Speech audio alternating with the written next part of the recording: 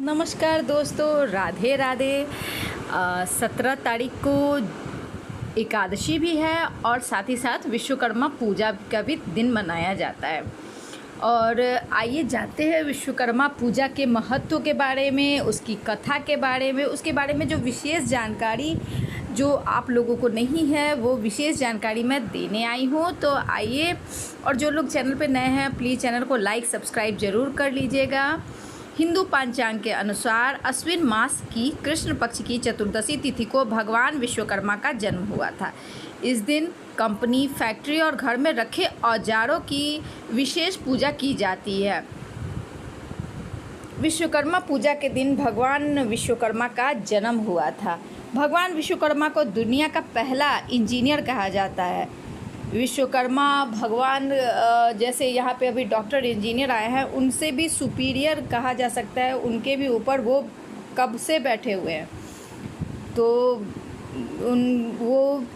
उनकी जो इंजीनियरिंग है, कहने का मतलब काबिल तारीफ़ है, यानी मल्टीपर्पस इंजीनियर उनको कहा जा सकता है। भगवान के इंजीनियर है वो। तो 17 सितंबर को विश्वकर्मा पूजा की जाएगी। इस दिन कल कारखानों में मौजूद अस्त्र शस्त्र की विशेष पूजा की जाती है। इस दिन इन चीज़ों की पूजा करने से भगवान विश्वकर्मा बेहद प्रसन्न होते हैं और उन्होंने भगवान के ही अनुरोध पर अस्त्र शस्त्रों का, औजारों का निर्माण किया था। और साथ ही साथ आपको पता है विश्वकर्मा भगवान का जन्म कैसे हुआ? नहीं तो आइए आप लोगों को उनकी कहानी, पौराणिक कथा सुनाते हैं।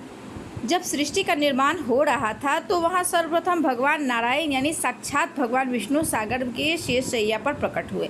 भगवान विष्णु के प्रकट होने के बाद उनकी नाभि के कमल से चतुर्मुख ब्रह्मा जी उत्पन्न हुए। ब्रह्मा जी के पुत्र धर्म के पुत्र वासुदेव थे। धार्मिक मान्यताओं के अनुसार वस्तु से उत्पन्न वास्तु 7वें पुत्र थे, जो शिल्प शास्त्र में बहुत ही बुद्धिमान थे। वासुदेव की पत्नी अंगिरसी ने भगवान विश्वकर्मा को जन्म दिया। आगे चलकर अपने पिता की तरह भगवान विश्वकर्मा भी वास्तुकला के अद्वितीय आचार्य बने। पौराणिक कथा की इसकी दूसरी भी कहानी है कि प्राचीन काल में काशी नगर में रथकर अपनी पत्नी के साथ रहता था। वह अपने कार्य में निपुण था, लेकिन कोई भी भोजन से बनी यानी जो सामग्री, उसे धन नहीं कमा पाता था।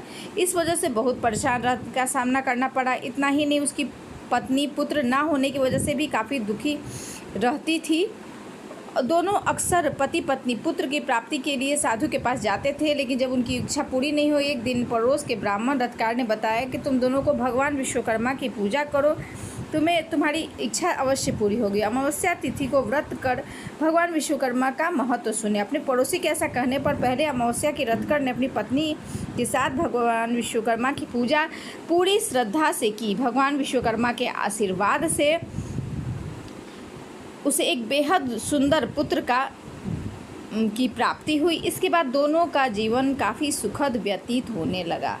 तो इस प्रकार विश्वकर्मा भगवान की कथा है। और विश्वकर्मा भगवान ने काफ़ी मंदिरों का निर्माण किया है। काफ़ी जो हथियार है, अस्त्र शस्त्र हैं, जो भी कुछ है देवताओं के पास, वो विश्वकर्मा भगवान की ही देन है।